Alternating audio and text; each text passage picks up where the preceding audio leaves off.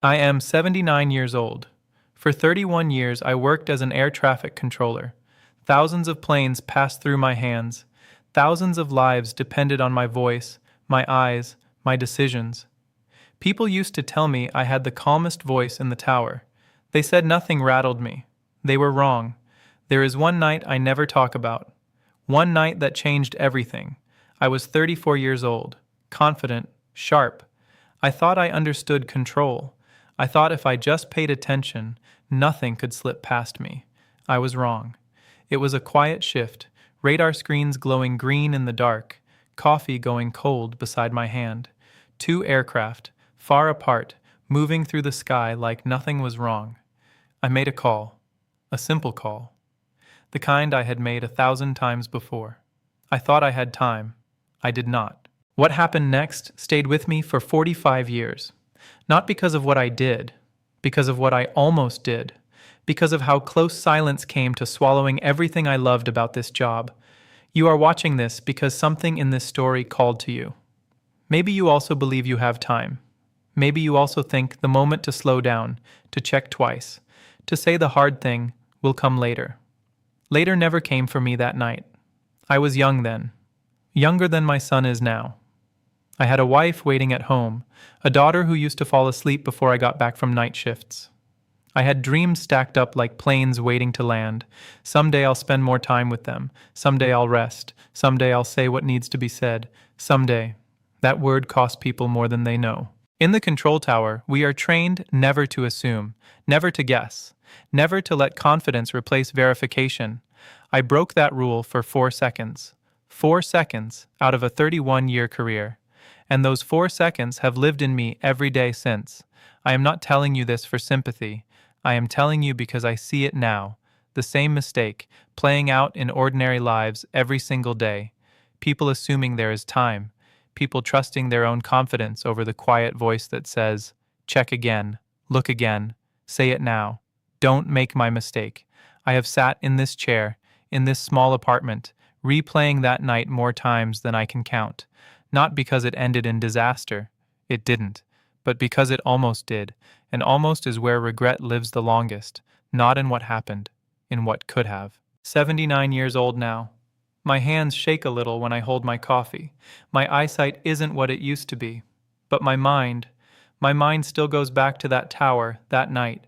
That 4 seconds where I thought I had time. I want to tell you what happened. Not to shock you. To warn you. Because somewhere, right now, you are making the same decision I made. You just don't know it yet. Let me take you back. 1981. My first real year as a fully certified controller after 2 years of training that felt like it would break me.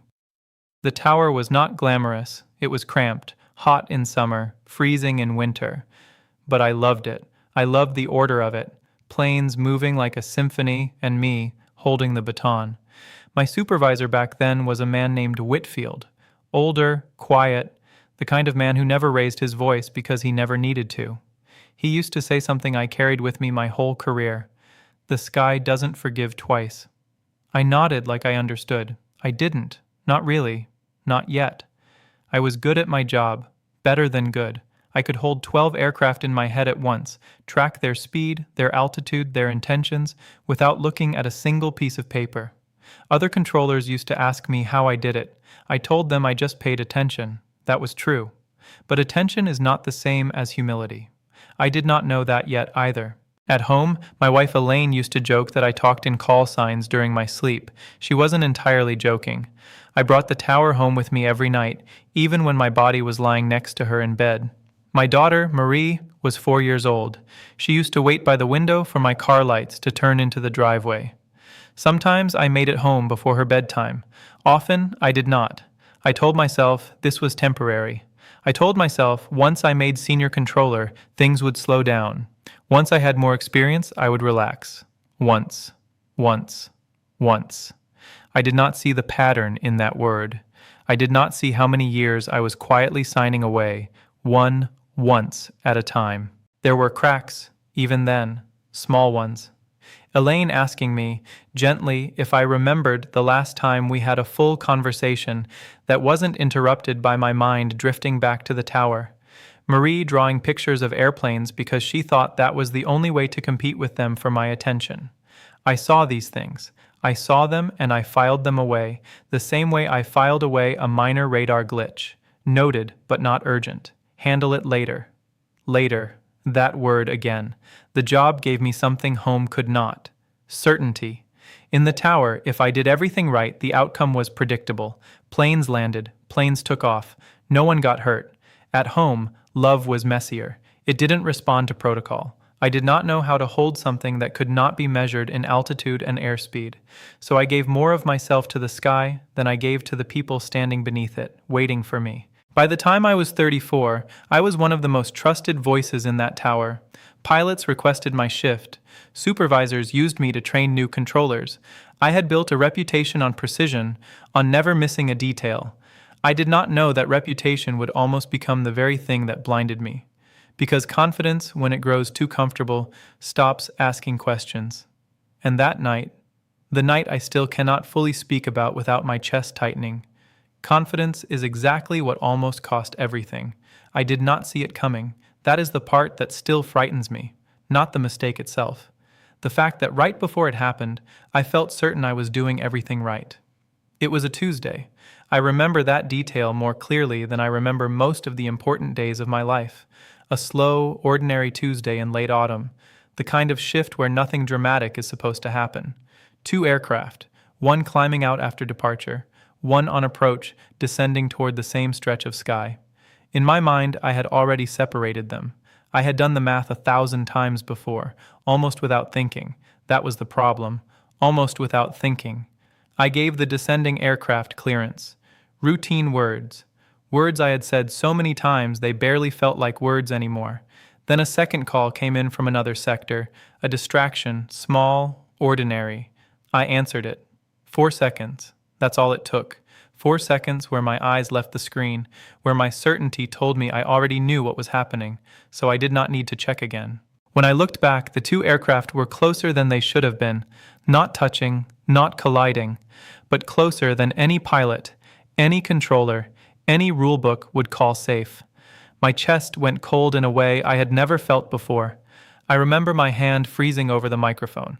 I remember Whitfield's voice from somewhere behind me, sharp, urgent, calling out corrections before I could even find my own voice. The next few seconds moved like they belonged to someone else. Corrections given. Altitude changed. Distance restored. From the outside, it looked seamless, controlled. Just another maneuver in a busy sky. No alarms went off in either cockpit. No passenger on either plane ever knew how close they came to a different kind of morning. But I knew. I sat there after the aircraft had passed safely, hands shaking, ears ringing with a silence that felt louder than any radio chatter. Whitfield did not yell at me. He didn't need to. He just looked at me, and in that look I saw something I had never seen from him before. Not anger, fear. Fear for what almost happened. Fear for what it meant that it was me, of all people, who let it happen. I finished my shift that day. I don't remember driving home. I remember standing in my doorway, watching Elaine make dinner, watching Marie draw another airplane at the kitchen table, and feeling like I was looking at my life through glass. Like I could see it, but I wasn't fully inside it anymore. I never told them what happened. I couldn't find the words. How do you explain to the people you love that you almost lost strangers in the sky because you believed, for 4 seconds, that you already knew everything you needed to know? That night, lying awake, I understood something for the first time. My skill had never been the problem. My confidence had never been the problem. The problem was that I had let certainty replace attention. I had stopped asking, "What if I'm wrong?" and started assuming I already know I'm right. And it was not just true in the tower. It was true in my marriage, true with my daughter, true in every quiet moment I postponed, because I assumed there would be another one waiting for me later. That was the first crack in the belief I had built my whole identity on. The belief that being good at something meant I was safe from losing it. I was not safe.